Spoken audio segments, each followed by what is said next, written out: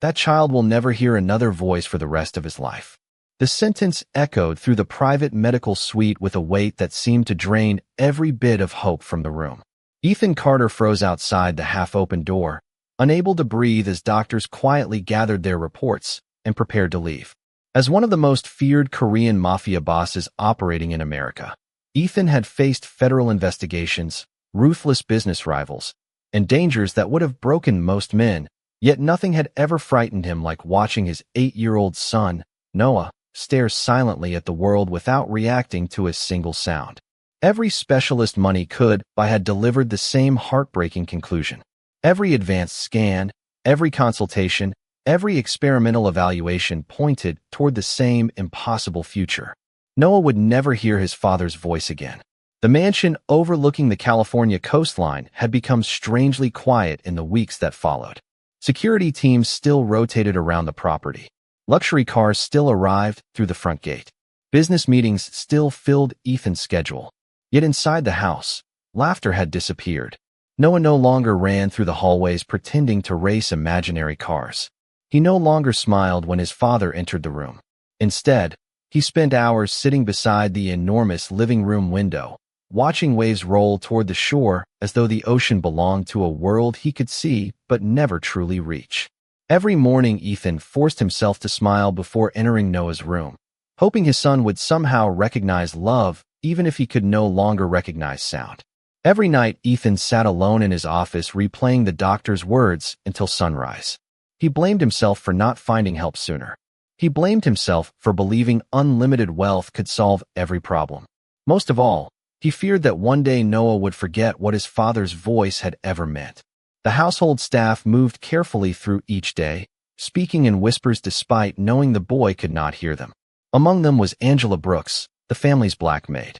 She had worked quietly inside the mansion for several years, rarely attracting attention and never asking for recognition. She prepared Noah's meals, organized his room, and often sat nearby while he spent long afternoons drawing pictures that no one else bothered to study. While specialists examined medical charts and expensive equipment filled temporary treatment rooms, Angela watched something entirely different. She watched Noah's eyes. She watched the tiny movements of his fingers whenever sunlight struck the glass. She watched the subtle changes in his breathing whenever someone approached from behind. Small details that seemed meaningless to everyone else lingered in her mind. One rainy afternoon, as thunder rolled somewhere beyond the distant hills, something happened that made Angela stop folding laundry. Noah suddenly lifted his head for less than a second before returning to his drawing. The movement was so brief that anyone else would have dismissed it as coincidence. But Angela did not. She quietly looked toward the window, then back at the child. Her expression changed, not because she believed a miracle had happened, but because for the very first time since the diagnosis, she wondered whether everyone in the mansion, including the world's best doctors, had been paying attention to the wrong thing. Angela did not mention what she had noticed to anyone that evening because she knew exactly how it would sound. The world's leading specialists had examined Noah for weeks using equipment she had never even heard of before working in Ethan Carter's home. What chance did a housekeeper have of convincing them they had overlooked something? Still, the image refused to leave her mind. That tiny lift of Noah's head had not looked random. It had looked like recognition. The following morning, she continued her routine exactly as always, serving breakfast, organizing Noah's books, and quietly cleaning the family room while the child sat near the window with colored pencils spread across the table. Ethan left early for another consultation with yet another renowned hearing expert from Boston, refusing to accept that every answer had already been given. Before leaving, he gently rested his hand on Noah's shoulder.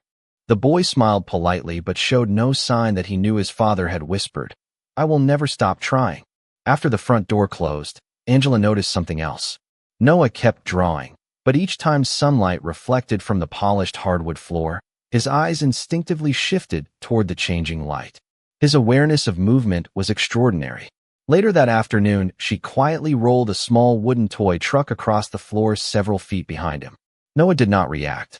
She waited several minutes before accidentally allowing a hardcover book to slip from the shelf while she faced another direction.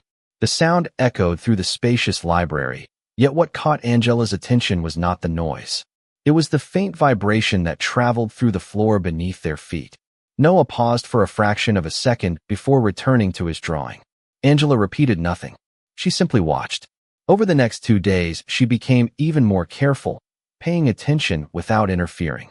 She noticed that Noah often sensed approaching footsteps before anyone entered the room, especially when someone walked heavily across the wooden hallway. He sometimes turned toward closing doors, even though he showed no response when people spoke directly beside him. None of these moments proved that he could hear. They only suggested that his connection to the world might be more complicated than everyone believed. That evening, Ethan returned home looking more exhausted than ever. The newest specialist had reviewed every previous report and offered the same heartbreaking opinion. More therapy might help Noah communicate in different ways, but the doctor believed meaningful hearing would never return. Ethan thanked the physician with quiet dignity, yet the disappointment followed him home like a shadow. As he entered the mansion, he found Angela helping Noah complete a large puzzle on the living room rug. For the first time in weeks, Noah was smiling. Ethan stopped without speaking. He realized his son smiled more often when Angela spent time with him than at any other moment during the day. It was a small comfort, but it mattered. After Noah went to bed, Ethan thanked Angela for being so patient with his son. She nodded respectfully, then hesitated for several seconds before choosing her words carefully. She did not claim the doctors were wrong. She did not pretend to understand medicine better than trained experts. She simply said, "Sir, I believe Noah may still be telling us something. I just do not think anyone is listening in the right way." Ethan looked at her with tired eyes, unsure whether to dismiss the comment or ask the question forming in his mind. For reasons he could not explain, he chose to listen. For several long seconds, Ethan Carter said nothing. He studied Angela's face, searching for any sign that she was speaking out of misplaced optimism rather than careful observation. Instead, he saw quiet confidence. She was not asking him to believe in a miracle. She was asking him to believe that perhaps one small detail had escaped everyone's attention. "Tell me exactly what you have seen," Ethan finally said. Angela chose every word with care.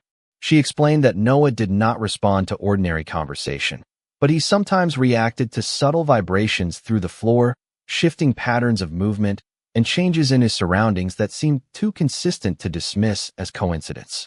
She admitted she could not explain why, but she believed Noah was still receiving information from the world in ways no one had taken seriously.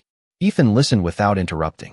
He had spent millions of dollars chasing hope, yet this simple conversation felt different because it came without promises. Angela never claimed she knew how to restore Noah's hearing. She only believed they might not yet understand the whole picture. The following morning, Ethan postponed an important business meeting, something almost no one had ever seen him do. Instead of calling another famous specialist, he stayed home and quietly watched Noah from across the family room. Angela continued her normal routine as though nothing had changed. She read picture books beside Noah, helped him organize wooden building blocks, and encouraged him to solve simple puzzles without speaking excessively. Ethan noticed something remarkable. Angela rarely tried to force Noah's attention. Instead, she patiently waited for him to notice the environment on his own. Every tiny response mattered to her. When sunlight shifted across the floor, she observed his eyes. When a delivery truck passed outside, she watched his posture.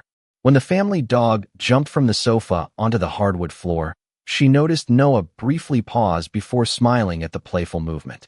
None of these moments proved the doctors were wrong, yet together they formed a pattern that Ethan could no longer ignore. Later that afternoon, Angela asked for permission to try a very simple activity with Noah. She made it clear that it involved no medicine, no equipment, and absolutely no risk. Curious more than hopeful, Ethan agreed. Angela spread a large blanket across the sunroom floor where warm afternoon light filled the space. She invited Noah to sit with her and placed several colorful wooden objects between them. Without speaking, she gently tapped different parts of the blanket with her fingertips, creating barely noticeable vibrations that traveled through the fabric. At first, Noah remained focused on arranging the wooden pieces into neat rows. Then, after several quiet moments, his hands suddenly stopped moving. His eyes lifted toward Angela. She did not smile or celebrate. She simply repeated the same gentle tap after waiting several seconds. Once again, Noah looked directly at her, this time with unmistakable curiosity. Ethan leaned forward from the doorway, hardly daring to breathe. It was the strongest response he had witnessed since the diagnosis. Angela calmly ended the activity after only a few minutes, refusing to push further. "Why did you stop?" Ethan asked in a whisper. Angela looked at Noah, who had already returned to his wooden blocks. "Because if we rush," she replied softly, "we may start seeing what we want to see instead of what he is truly telling us." Ethan glanced back at his son, realizing that for the first time in weeks, hope had returned not because someone promised a miracle, but because someone had finally chosen to observe before making another conclusion. The quiet experiment in the sunroom changed the atmosphere inside the mansion, but it did not change the minds of the medical experts. Ethan contacted Noah's lead specialist and carefully described what he had witnessed. The physician listened politely before explaining that children often responded to visual cues, subtle air movement, or simple coincidence. He advised Ethan not to build unrealistic expectations around isolated observations. Ethan appreciated the honesty, yet something deep inside him refused to dismiss what he had personally seen. Instead of arguing with the doctors, he made a different decision. He asked Angela to continue spending time with Noah exactly as she had before, without forcing any outcome or attempting anything beyond ordinary daily activities. Angela agreed immediately. She understood that trust could disappear the moment someone believed she was trying to prove a point. Over the next several days, she quietly transformed routine moments into opportunities for observation. While preparing breakfast, she encouraged Noah to help stir pancake batter with a wooden spoon, allowing him to feel the gentle rhythm through the mixing bowl. While tending flowers in the garden, she invited him to place his hands against the wooden planter whenever the automatic irrigation system activated. During afternoon reading time, she rested a finger lightly against the same tabletop where Noah placed his hand, creating tiny patterns of movement whenever she turned each page. She never told him what to notice. She simply allowed him to experience the world without pressure. Ethan watched from a distance whenever his schedule allowed. Gradually, he noticed something that had escaped everyone before. Noah seemed calmer whenever activities involved touch, rhythm, or consistent patterns. He appeared less frustrated because Angela never expected immediate responses. She celebrated patience rather than progress. One afternoon, she placed a small portable speaker on the hardwood floor without turning the volume high. Instead of focusing on the sound itself, she allowed soft music with a steady beat to play while Noah sat nearby building a tower with wooden blocks. Minutes passed with no obvious change. Then, almost absent-mindedly, Noah's fingers began tapping against the floor at nearly the same rhythm as the music. Ethan looked at Angela, wondering whether his eyes were deceiving him. She gently shook her head, signaling him not to interrupt. The tapping continued for only a few seconds before Noah became absorbed in his game again. It was not dramatic. It was not miraculous. Yet it was another piece of a puzzle that continued growing larger. That evening, Ethan gathered every medical record collected during the past year and spread them across the enormous dining table. Angela never asked to see them, but Ethan invited her anyway. Together they reviewed reports, appointment summaries, therapy notes, and diagnostic timelines. As Angela quietly followed the sequence of events, one date immediately caught her attention. Noah's hearing loss had been treated from the very beginning as a permanent condition, but the earliest emergency report described unusual sensitivity to pressure before the specialists reached their final conclusion. Angela pointed to the page without pretending to understand the medical terminology. "Sir," she said gently, "I do not know what this means, but this seems different from everything that came after it." Ethan stared at the report for several long moments. He had read those pages dozens of times, yet he had never noticed that single detail because he had trusted every later conclusion without questioning how the first observations had changed. For the first time since Noah's diagnosis, Ethan felt there might still be one unanswered question hiding inside thousands of pages that everyone else believed had already been solved. The following morning, Ethan contacted the hospital once again, but this time his request was different. He was not asking for another expensive treatment or another specialist with an impressive reputation. He simply asked for every original examination taken during Noah's first 48 hours after the symptoms appeared, including notes that had never been included in the summary reports. Several hours later, thick digital files began arriving one by one. Ethan spent the afternoon reviewing them, while Angela continued caring for Noah as naturally as ever. She never asked what the records contained. She believed her role was to keep observing Noah, not to interfere with the medical investigation. Late that evening, Ethan reached the earliest emergency assessment. Unlike the later reports, it was written before anyone had reached a firm conclusion. One sentence immediately caught his attention.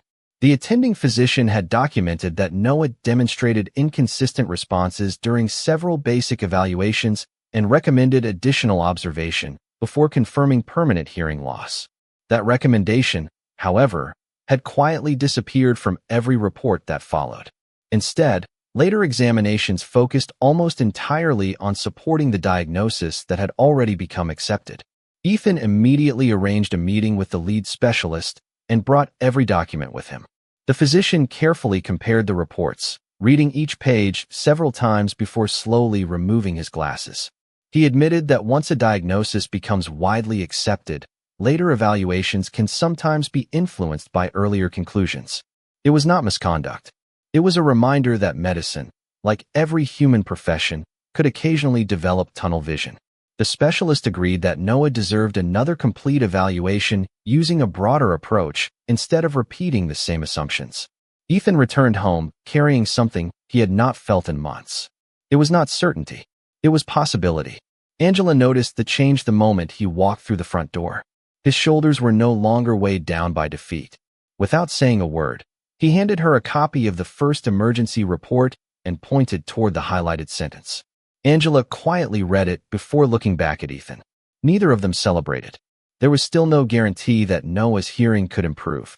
But for the first time, they knew the story had not been completely written. During the days leading to Noah's new evaluation, Angela continued the quiet activities that had become part of his daily routine. She encouraged him to place his hands against the wooden piano while gentle notes resonated through the instrument. She invited him to feel the steady vibration of the washing machine during its spin cycle. She smiled whenever he naturally explored the world through touch instead of trying to force a reaction. Little by little, Noah appeared more confident.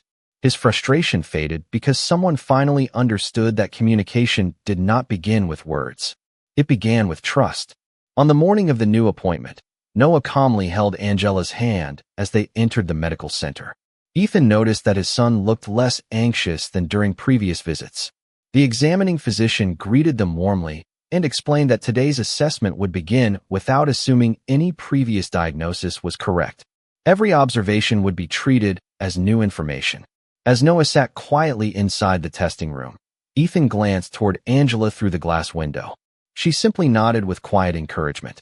Minutes later, the first series of results appeared on the monitor, and the physician's expression changed from routine concentration to genuine surprise. He immediately asked his assistant to repeat the measurements because something important did not match the diagnosis that everyone had believed for months. The physician remained silent as the second round of measurements appeared on the screen. He carefully compared the numbers with the original diagnosis before asking another specialist to review the data independently. Ethan stood motionless beside Noah, afraid that even the smallest question might interrupt the process. Angela quietly stayed several steps behind them, watching Noah instead of the monitors. She noticed that he appeared relaxed, almost curious, because no one was rushing him or expecting immediate answers. After nearly an hour of additional evaluations, the lead physician finally invited Ethan into a private consultation room.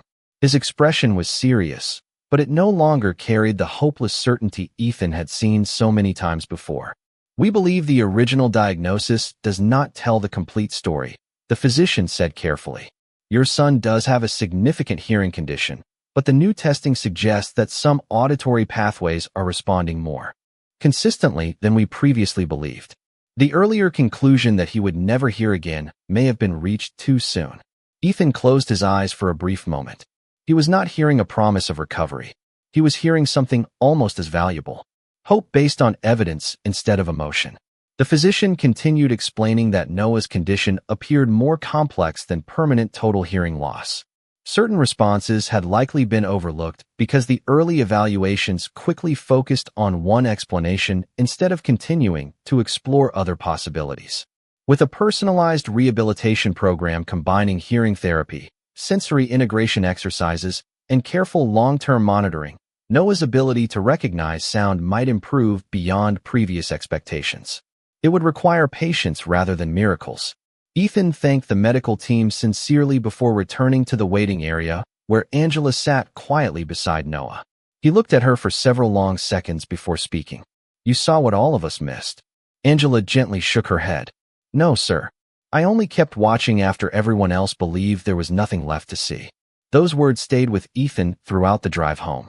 Inside the mansion, the atmosphere slowly began to change. For the first time in months, the dining table was filled with conversation instead of silence. The staff smiled more freely, not because Noah had suddenly recovered, but because uncertainty had replaced hopelessness. Every small improvement now had meaning. Every therapy session became an opportunity instead of another reminder of failure. Angela continued working exactly as she always had. She never asked for praise, never reminded anyone that she had questioned the original diagnosis, and never accepted credit beyond saying she cared deeply about Noah. Each afternoon, she patiently practiced simple rhythm exercises with him, encouraging him to connect gentle sounds, movement, and touch without frustration. Week after week, Noah became more engaged with the world around him. During one session at the rehabilitation center, he unexpectedly turned toward a soft chime played from across the room. The therapists immediately repeated the exercise under controlled conditions. Once again, Noah slowly shifted his attention in the correct direction. The response was small, but it was intentional. Even the specialists smiled because they knew meaningful progress often arrived in tiny steps rather than dramatic breakthroughs. As the family prepared to leave the clinic that afternoon, the lead physician stopped Ethan near the entrance. "Your son's progress did not begin with today's treatment," he said. "It began the day someone refused to stop observing him simply because the reports said there was no hope." Ethan glanced toward Angela, who was helping Noah put on his jacket with the same quiet kindness she had shown from the very beginning, and he realized that the greatest gift she had given his family was not medical knowledge. It was the courage to question despair when everyone else had already accepted it as the final answer. Over the following months, Noah's rehabilitation became part of the rhythm of everyday life. Progress arrived quietly, almost invisibly, measured not by dramatic breakthroughs, but by countless small victories that slowly transformed the atmosphere inside the Carter home. Some days Noah responded to a familiar vibration more quickly than before. On other days, he recognized the direction of a gentle sound with greater confidence. His therapists carefully documented every improvement, reminding Ethan that meaningful recovery was rarely a straight path. There would be encouraging weeks and frustrating weeks, but the overall pattern continued moving forward. Ethan attended nearly every therapy session his schedule allowed.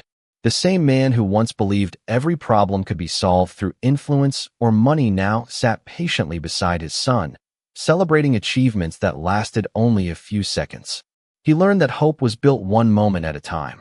At home, Angela continued treating Noah exactly as she always had. She never changed her attitude simply because everyone now respected her opinion. She still read books with him in the afternoon, helped him prepare simple recipes in the kitchen, and encouraged him to explore the world at his own pace. Noah trusted her completely because she had never looked at him as a diagnosis. She had always seen him as a little boy discovering new ways to connect with life. One evening, Ethan invited Angela into his study after the household had grown quiet. For several moments, he looked at the family photographs covering one wall before finally asking a question that had stayed in his mind for weeks. "How did you know not to give up?" Angela smiled gently before answering. "I did not know, sir. I only remembered someone who taught me that people are more than the first conclusion others make about them." She explained that years earlier, while helping care for an elderly relative recovering from a serious illness, she had learned the importance of patient observation. Doctors provided treatment, but everyday caregivers often noticed subtle changes because they spent hours simply paying attention. She never claimed to have medical expertise. She had only learned that careful observation could sometimes reveal details hidden between formal examinations. Ethan listened without interrupting. When she finished speaking, he stood and quietly bowed his head in gratitude, a gesture few people had ever witnessed from him. "I spent my life believing strength meant having every answer," he admitted. "You taught me that real strength begins by admitting when we need to keep listening." Angela thanked him politely, embarrassed by the attention, but Ethan was not finished. The following weekend, he gathered every employee working at the estate. Standing beside Noah in the courtyard, he spoke with unusual sincerity. He acknowledged the doctors who continued helping his son, the therapists who never stopped encouraging him, and every member of the staff who had supported the family during the most difficult months of their lives. Then he turned toward Angela. Without exaggeration or grand speeches, he simply said that the future they now hoped for had begun because one person refused to let hopelessness become the final answer.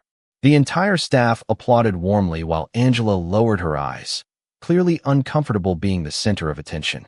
Noah looked from his father to Angela, with a bright smile before gently reaching for her hand.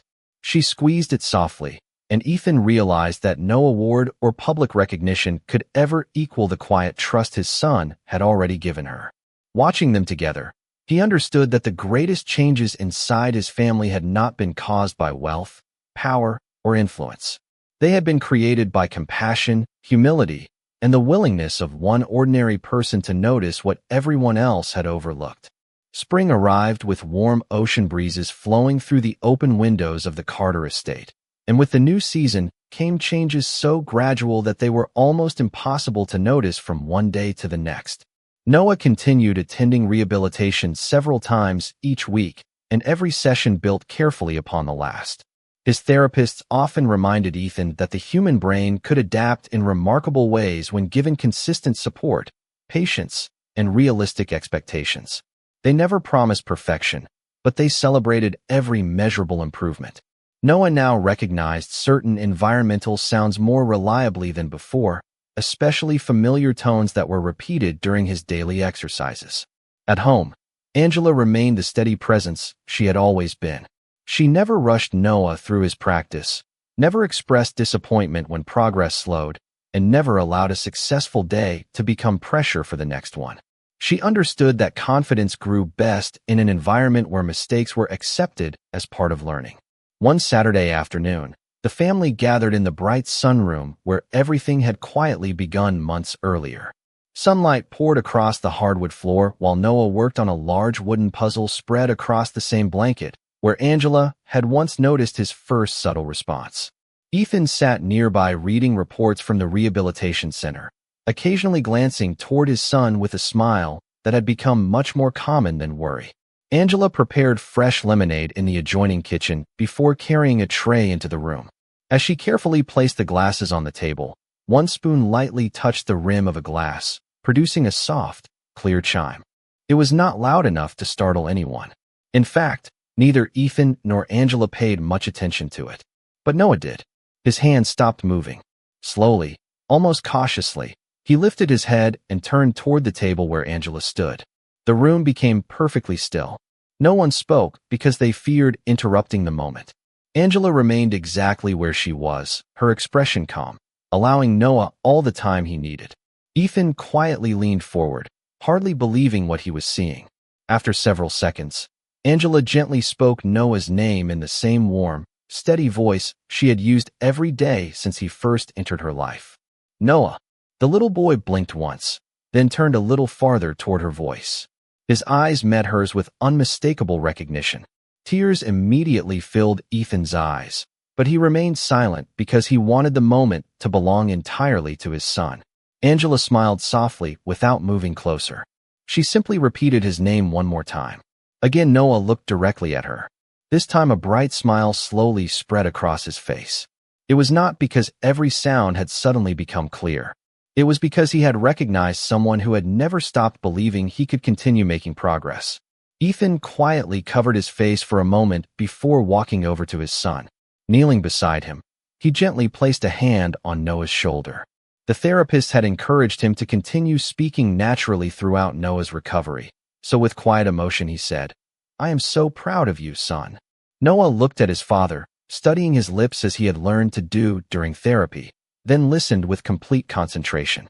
Although he could not yet understand every word, His smile grew even wider as he reached out and wrapped both arms around Ethan.